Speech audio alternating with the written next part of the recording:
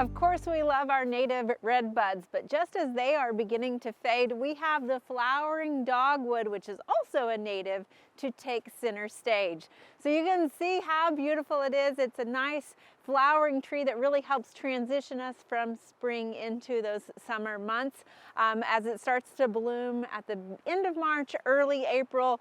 And it is a native tree, so it's actually native from southeastern Canada down through eastern US into Mexico. And in fact, here in Oklahoma, we're sort of on the western boundary of where it is native. Now, in regards to the conditions that it can grow in, although it is native and it's hardy from zones 5 to 9, it doesn't really handle urban pollution very well, so sometimes it can be tricky in urban landscapes. You can see we have it planted amongst some of our other trees right as we come into our shade garden here, and that's because it really likes having that protection and that exposure where it's got some sun but also has a little bit of shade protection from those other trees. So you want to make sure to kind of nestle it in because it is native, an understory tree like our redbud, so it sort of likes that protection a little bit.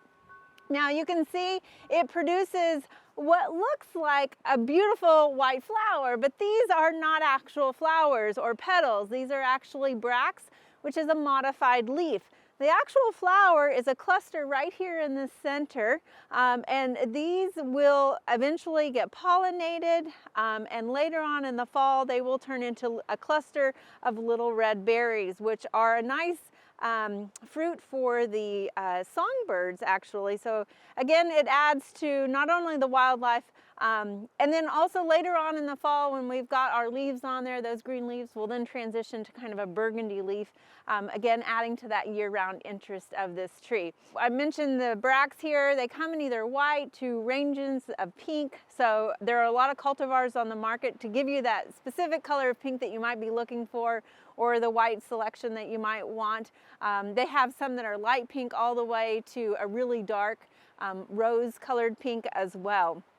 So this tree is a moderate grower, kind of a slow grower, but it will get to a height of about 20 to almost 40 feet tall. It is either a multi-stem or a single stem tree. You can get both versions of it, but a nice understory tree. Now, as far as where to grow it and the soil conditions, basically it does grow well in clay to sandy soils.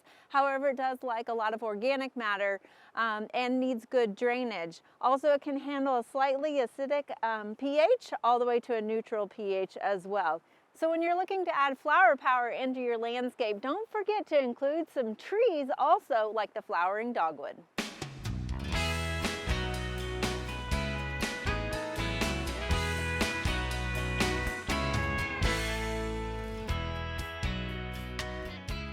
We hope you enjoyed this video as part of our Oklahoma Gardening YouTube channel.